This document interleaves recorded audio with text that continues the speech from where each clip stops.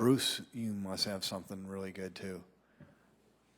Of course I do. It's Bruce Danielson, and I guess I'm here to entertain you too. Well, good afternoon, everyone. Today is Wednesday, May 19th. Welcome to our regular park board meeting. Let's do a roll call and a determination of quorum, please. Jim Stavenger. Here. Ann Noctigal. Here. Todd Sundley. Here. Mike Begeman. Mick Conlon. Rick Weber. Here. Brooke Wagner. Here. We do have a quorum. All right, thank you. Next up, approval of the minutes from the April 21st meeting. They're in your packet, so I would entertain a motion to approve in a second, please. Move to approve, Noctigal. Second, Weber. Stavenger. Yes. Noctigal. Yes. Sundley. Yes. Weber. Yes. Wagner. Yes. Thank you. All right, next up, public comment. I see no interested parties from the public except our valued staff, so we'll move on. Report of the standing committees, marketing and public needs. Yep, we met, and everything that's on today's agenda we discussed, in addition to some just small talk around Parks and Rec Foundation. Okay, thank you. Park system planning and development. All right, nothing there. Partnerships and recreation, we met, and the same comments as what Ann provided for marketing and public needs. All right, item number 5, any unfinished business? None noted. All right, we're up for new business. Kelby.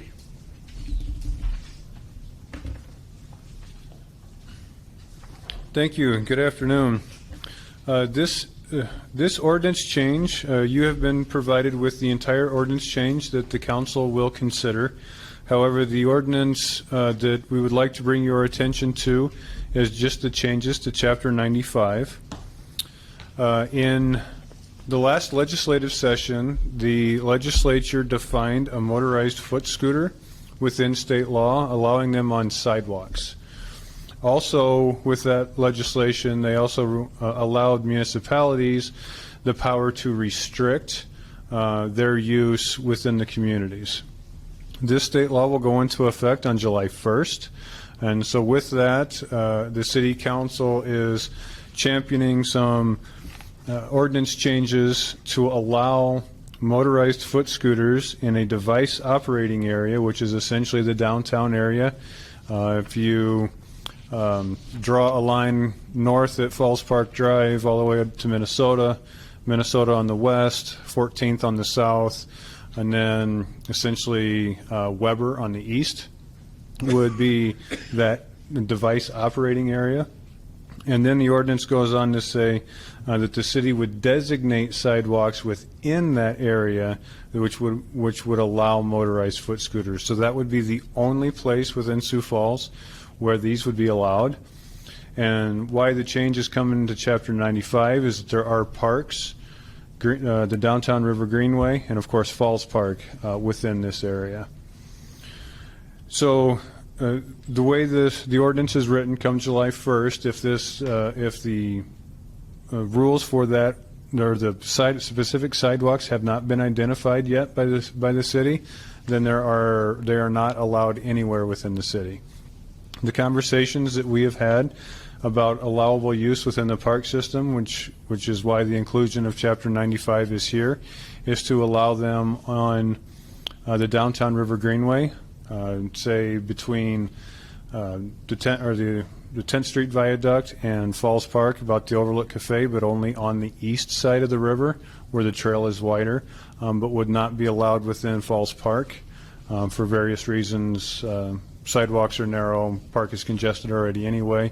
Looking at the safety not only of park patrons but of users of these motorized foot scooters as well.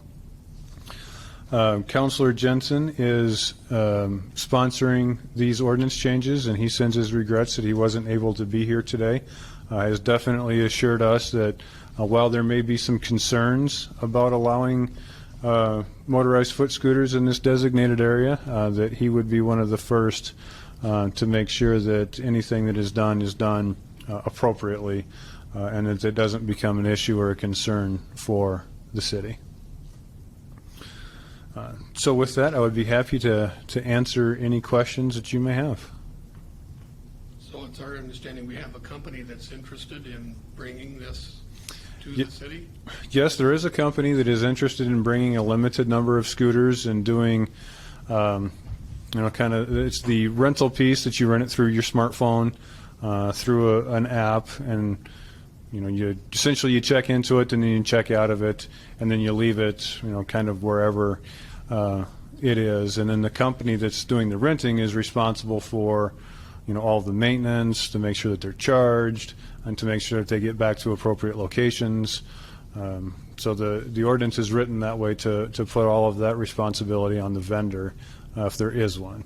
But the ordinance still would allow, if you've got your own private motorized foot scooter, you could use it on in this designated area on those designated sidewalks. It wouldn't be just a rental one, but there is a company that's interested in bringing this to town. Brooke, I know you mentioned that you've got firsthand experience in DC, Washington DC, yep. right? Which kind of raised the question for me, are there other communities of similar size regionally that we know? I do know that of course, they have them in the cities. I also have them in Lincoln, Nebraska. Okay. So there are some comparable cities. Of course, one of the main differences between Lincoln, Nebraska and us is, of course, the university. Yeah. So isn't this also just kind of considered a pilot project? They want to just, see how it works, try it out, and then kind of adjust as we go to see if it can work first. That's really the spirit of it. Right. So the rental company, of course, wants to try something yet this year. One, even to see if the community is going to embrace it, if it can work, how it can work, and then how, people that do use them, how it's treated, if they're left in appropriate locations, and is essentially embraced by, the downtown area and the rest of the city. So there's going to be a bit of a trial period.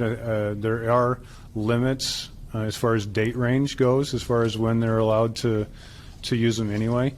So of course they wouldn't be used in the winter months. I want to say that the cutoff is, I think it's at the end of October. I'd have to dig back through the ordinance. I apologize for that, but it is pretty specific as far as the what actually is defined as a motorized foot scooter, and then where it can be used and when. And so for someone actually going to rent one, they'd know where to use it and not use it. I assume that'll be part of. Yeah, that's the assumption, and the conversations that I've been part of is that would be on the vendor, and it would essentially be on your mobile device as you work through their app to rent the scooter. Do they have the ability to shut it? They do have the shut down if they are out of bounds? Absolutely, they do have the capability to geofence them. So even say on Main Avenue by Parker's Bistro, could even limit it to you've got to get off and walk it in front of Parker's Bistro, but then beyond it on either side, the machine would start up again. So the technology seems to be very good as far as the geofencing goes. If you think about the geofencing on the golf carts like at Elmwood Golf Course or Prairie Green, same kind of technology for these devices as well. Any feedback from the downtown Sioux Falls group? From One way or the other? From what I've heard, they're cautiously optimistic, Okay. but of course want to make sure that there are certain sidewalks within the downtown that just won't work. They're too busy for allowing devices like this. Again, just for user safety and patron safety, it's going down Phillips Avenue on a Saturday afternoon is probably not a great idea. But Maine, Dakota, farther up or farther north on Phillips Avenue, say north of 8th Street, that might be a good spot. Somebody can get down to the Levitt area maybe, or cross over 6th Street and get down to the Overlook Cafe. So I think there are lots of options. That, of course, hasn't been determined yet what the designated areas are going to be, but those have been some of the conversations. You know, some of the thought process behind it as far as what may be allowable and acceptable to, you know, the people who live and work and have businesses downtown. Yeah, it's May 1st and September 30th. September 30th. Have you got any opposition at all from anybody about this? No, the concerns right out of the gate was that there was definition for motorized foot scooter. Well, now that's been defined for us by state law, so that makes things a lot easier, and especially that they're not allowed on streets. That was an original concern from the city, was that they'd be allowed on streets, and since they're not through state law, then it's pretty easy from then on to designate appropriate sidewalks and maybe the downtown River Greenway area as well.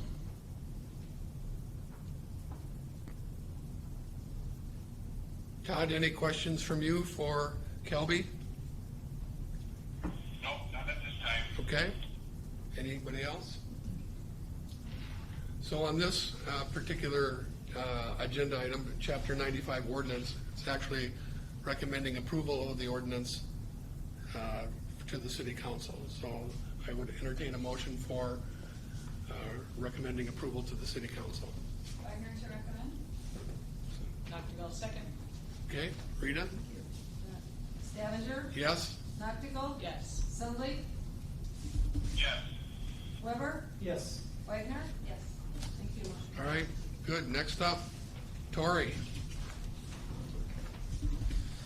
Thanks, Jim. I have Falls Park utility easements. These easements are to basically power the small cells that are being proposed at Falls Park. The actual easement documents are in your packet, and then I provided a little handout that I'll walk through to kind of clarify what we're talking about with the easements. Just to refresh everybody, the City of Sioux Falls and Verizon entered into a master license agreement in 2018 that was approved by the Park Board and City Council. And what that did was it allowed Verizon to install small cell towers in the city right-of-way and in parks. So a couple of bullets out of that master license to remind everyone. The towers will need to be only to replace existing light poles. That was to make sure that we didn't have standalone towers up all over the right-of-ways and the parks. The towers will mirror the look of the replaced poles. So if you look at the little handout I did, shows two of the poles that basically show us a small cell there. And then I guess lastly, Verizon is responsible for all costs of the poles, the initial installation, and for site restoration. So that goes with any of the small cells that they put in. And then, just to kind of talk about the benefit to the parks and to the park users, the small cell towers are key to bringing 5G service into Sioux Falls. And what that does is it's a significant improvement to both the cell service speed and reliability. So with all our users using social media and things like that, big events and things like that, we think it's a great deal to be able to have these towers to get a better service there for the users. So the locations that we're talking about, there's 3 locations within Falls Park. If you can see the red dots on the handout, on Falls Park East, which is that lower dot on there, it's by the Queen Bee Mill, which is just off of Weber Avenue. And then the middle one is in Falls Park proper. That's near the CVB Visitor Center, right off of the parking lot. And then the third one is in Falls Park North, which is just north of the Farmers Market Shelter. So a little bit of information about the easements. All of them are 15 feet wide. So if you look at the one for Falls Park East, basically one piece, the fiber is coming off of Weber Avenue, and then the power is actually coming off of a transformer that's existing over by the Overlook Cafe. Basically, these easements are needed to run the power and the fiber to to power up the small cell tower. All the utility lines that they'll be doing are going to be bored, so there's not going to be a lot of not a lot of property tore up in the park. Just some holes to start the boring. There will be a small meter pedestal and transformer near the southwest parking lot of off of Weber Avenue. And city staff has reviewed all three of these locations, and we didn't think it would be intrusive, and we thought it was the best way to run the power and the fiber through the park. We do have to do this as an ordinance to the city council per city charter 2.12. So the second location, Falls Park North, you can see in the middle of the picture that you have there, that's Falls Park Drive. So we'll be coming right off Falls Park Drive. The one to the north is the red line. Again, it'll be 15-foot wide. There will be a small meter by off of Falls Park Drive. And then the third one in Falls Park proper, it's coming off of that same location for power and fiber. And again, 15-foot wide easement, and it'll just be that same small meter there as well off of Falls Park. With that, can answer any questions you might have.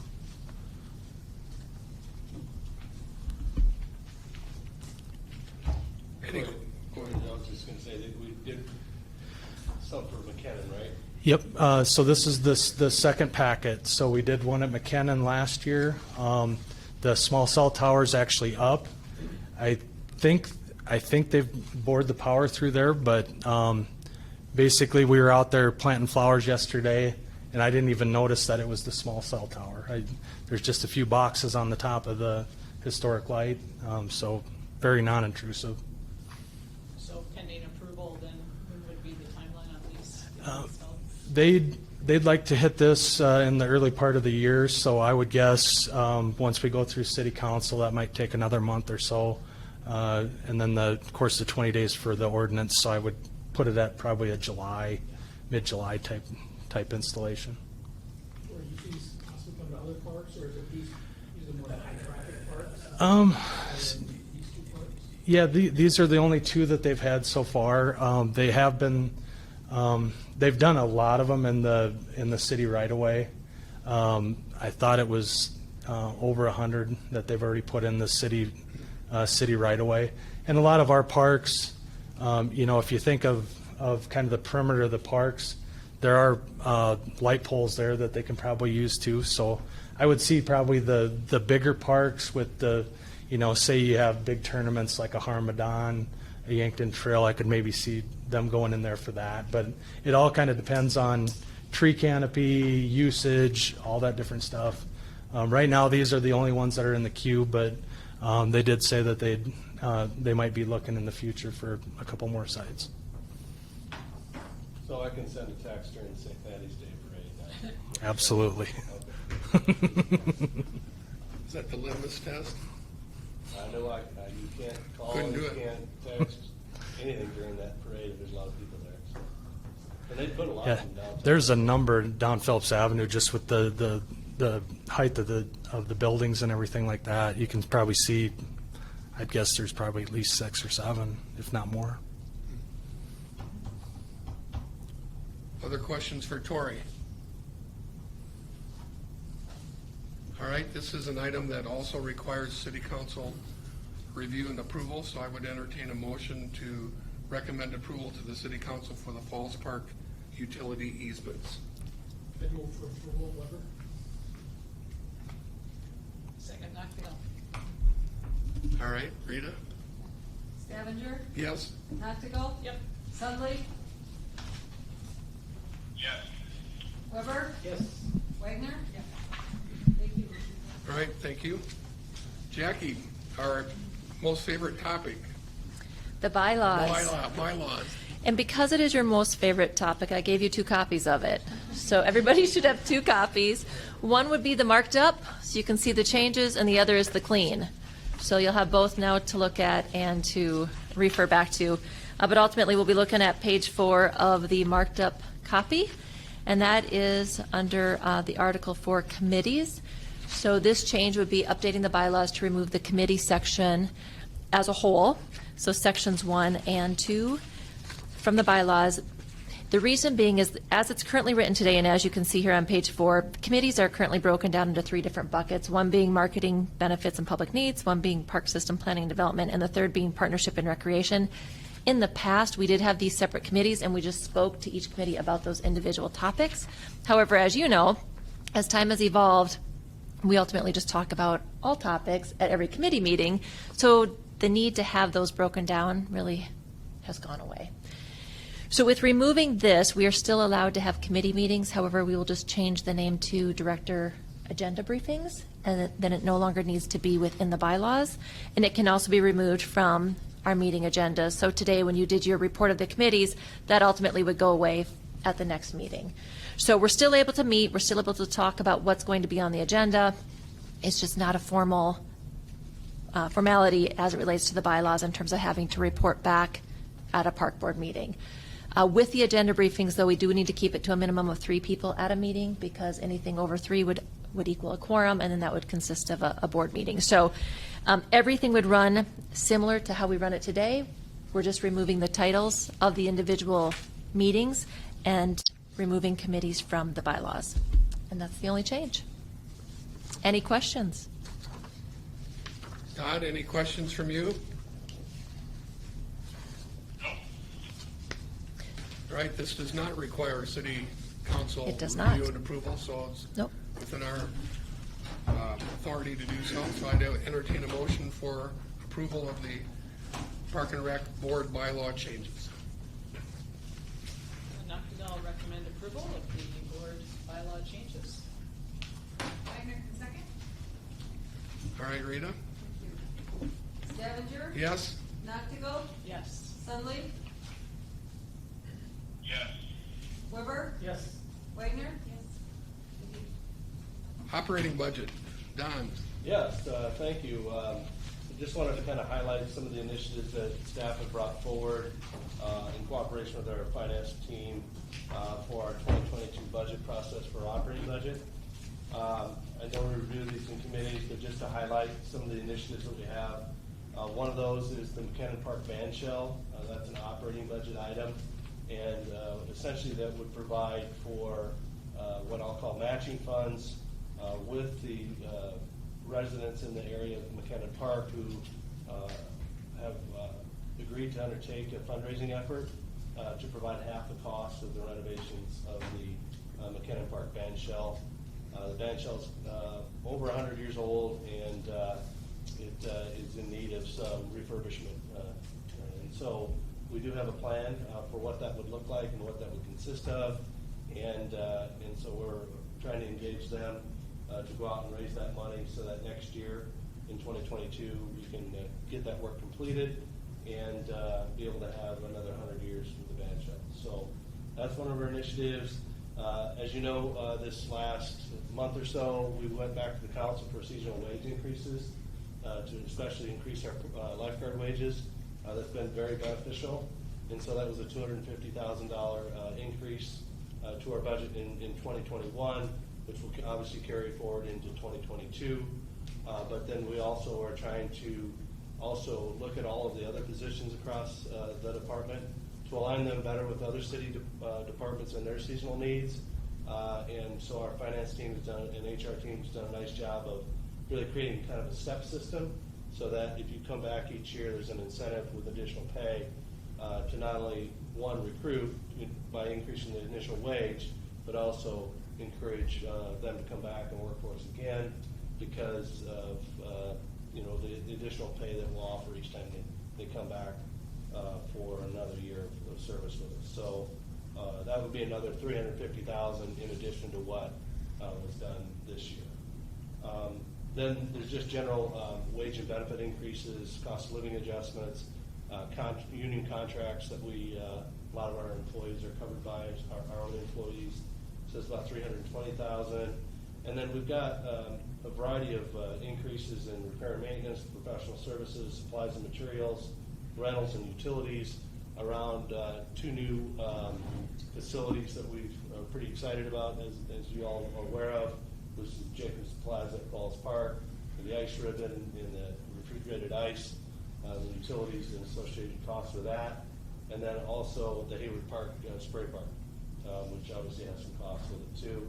So we're planning for those. And then also what finance does is that they just generally look at our run rate, what our historical trends are in utilities, repair and maintenance, and obviously as the city grows and the park system grows, obviously so too does the need for additional resources to maintain those. So, so the $150,000 in repair and maintenance, professional services 70, supplies and materials 70, rentals 60, and utilities of 20, which are really again driven by the refrigerated ice rink and the Hayward spray ground that's anticipated to be open at some point in 2022. So, while it's very much like the CIP budget, where this is vying for dollars with all 11 other city departments that are in the general fund, and so we're just wanted you to be aware of the initiatives and ask for your support for those initiatives, so that we can take it forward to the mayor and finance team to ultimately balance the budget of the general fund. So staff recommend approval of those initiatives. All right, thank you, Don. Questions for Don? The wages set for all departments together by the council, is that all consistent among all departments? No, the council does not set seasonal wages. The wages are really set by each department. There's some unique positions across each of the departments too that demand a higher wage. And a lot of it, quite frankly, has to do with our ability to fill the positions. Some are harder than others. If you have to work every weekend, that's probably one you're going to have to pay more because they're working nights and weekends, like our ball field maintenance, for example. Every weekend there's a tournament, so that's when we need people. And pool maintenance is another one. You can either get up at the crack of dawn or work until the sun goes down. Because you can't really do that work when the pool is open, right? So you got to do it before and after. And so those are tough to fill positions too, as well as the lifeguards. But yeah, the departments, and it works with HR to set those wages for the seasonal employees, and so the council really doesn't get involved in that part of it. Other questions for Don? Todd, any from you? No. What we're looking for a recommendation for approval to the city council on this one also? To the mayor. To the mayor. Yeah. All right. So as outlined, we've got the 2022 operating budget initiatives as recommended by staff. It'll be our responsibility to recommend approval to the city council for their actions. So I open it up for a motion and a second, please. Dr. Gall, recommend approval to council. Second, Weber. All right. Stafford? Yes? Noctigal? Yes. Sunley? Yes. Weber? Yes. Wagner? Yes. All right. Nice job on the recommendations and the seconds, spreading the wealth around. That's good. I keep giving to give Todd a chance on that. Yeah. It's hard to do when you're on the phone. It is. All right, next up. There's such a delay. There is, isn't there? Thanks for hanging in there, Todd. Next up, report of the director. Yeah, speaking of hiring and seasonal wages, the seasonal wage increase certainly did help, but it certainly has kind of caused a crunch time for Jean and her team over at the Midco, and the staff that are involved in that obviously extends beyond Jean and her staff and Rita and HR and a lot of different individuals involved, but it's a mad dash to get everybody certified, get their paperwork in, and then get them out on the pool decks to get them trained. So we're on track to open pools on the 28th, but just realize that if you run into people or know people that are still interested in a position, we're still trying to fill out those ranks because every day is a new day. We may hire 5 and we may lose 2, and we may hire 8 and lose 5, just for a variety of different reasons. And so it's kind of 2 steps forward, 1 step back a little bit with the hiring. And then obviously I mentioned pool maintenance and ball field maintenance are the 2 other positions we're looking for. And but we're on track to open them up. It's going to be probably probably a younger crew than we probably ever had in the past because of the 15-year-olds, a lot of the ones that we're seeing come through the door. But that means that they got plenty of years to work for us down the road and be seasoned veterans by the time they get done with it. So just hats off to Gene and Jack and Rita and all those folks that are involved in getting those folks trained. We've done a lot of classes, literally every weekend during the week to try to get people certified. And so yeah, we're moving forward and we're on pace to get those facilities open. I also will mention that we're still working on the Park Foundation and what that might look like. I had a meeting with Jennifer Kirby and Andy Patterson to talk through some of those things about how do we want to set this thing up and how do we want to organize it. So work continues. I know Jennifer's interested in or has been working on trying to identify folks that would be good to serve on that board. So be aware that that's continuing to work behind the scenes. Also had an opportunity to do an AARP presentation. It's basically a live Zoom meeting with AARP members, and it was something that I think really the USA Today top ranked parks. Remember when that voting was going on? Well, we were I think fifth. I think we ended up, and there were a couple other cities that ended up either one or, and I can't remember what the other one was ranked, but. I think they essentially took cities that were ranked in the top 10 and asked them if they would like to be part of this Thursdays in the Park is what they called it. So Mike helped me put a presentation together on Falls Park history and what our plans were for the future. We talked about what we currently have and then a lot on the history of it. It's pretty interesting stuff. And actually I think we can get the link if you're interested in seeing me talk and have a talking head about Falls Park. Grab a bag of popcorn and enjoy it. Might learn a little something about the history of Falls Park, but it was a fun exercise. Mike was able to get some 3D drone footage or some drone footage of Falls Park, but I'd never done a presentation where I had to time my comments with the drone footage, so that was a little tricky. But anyway, it was kind of a cool deal, and it's kind of an honor again to be selected to be part of that. It started out as just kind of a statewide thing or a regional thing, and they said, no, we're taking this to their national audience. And there was a kind of an email that got sent out to all their members. How many people were on it? I have no idea how many people were on it, but anyway, it's kind of fun. And then you can also go out and look at the other cities that talked about their parks and they profiled their. That would be, I'd like to see the link or have it. Yeah. If you could We'll find it. send it out. Yeah, so it's kind of fun. They asked me to share for the first time ever, and I was like, oh, I've never done it before, but here we go. But IT helped me out. But anyway, just know that that's out there if you're interested in seeing that. And everything else is rolling. All that work we did this last winter, we got contracts in place. We're working on the Jacobson Plaza, getting kickoff meetings set up for that. The Hayward Park Master Plan, the Falls Park Design Competition got rolled out, and you were part of that. Any comments about that? Great cross-section group, right? I think there was really good discussion on it. I mean, they were all really good presentations, just kind of the request for proposal. Some were, you can see they really kind of incorporated the One Sioux Falls kind of theme that the mayor has set with the city, but some were local firms that combined with firms not in the state, which I think was kind of smart because I think the vision, if I understand it right, is that we really want to think big on this, but also understanding that some of the local firms really understand the history and the culture of Sioux Falls. So we have 6 and we picked 5, the top 5. Right. So really excited to see how that comes out. It's going to be so cool. And the deadlines for the designs are when, Mike? So we're having kickoff meetings.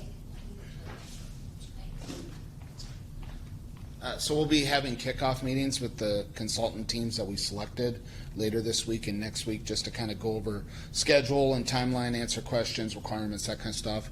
And then they can officially kick off as soon as the contracts are finalized, which I think will be really the first part of June. and they've got until September 2nd when we'll get them back. And then after we get them back, we'll kind of vet through them all, bring that same group back together, we'll score them and select a winner from there. Great, thanks, Mike.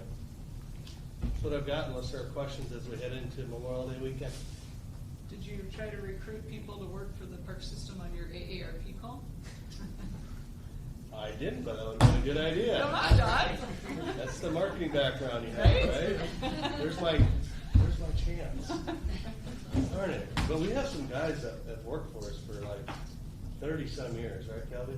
Yeah. They're, We got one guy who's 93. they're master seniors. So. What does he do? Not much. He's a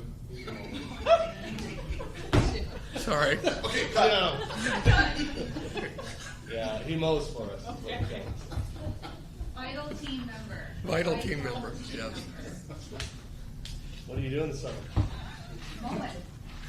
Oh, Oh, with that guy. all right, let's move on. Thank I you. was just thinking that would be a really good story. It would. All right, next up, thank you, Don. You bet. There were no items added after the agenda that I'm aware of, and no reading of communications to the board. So is there any open board discussion? All right, I'd entertain a motion to adjourn. Todd, make a motion to adjourn. Hey, way to go. Thank you. Meeting adjourned. Thank you, everyone. Everybody had a motion.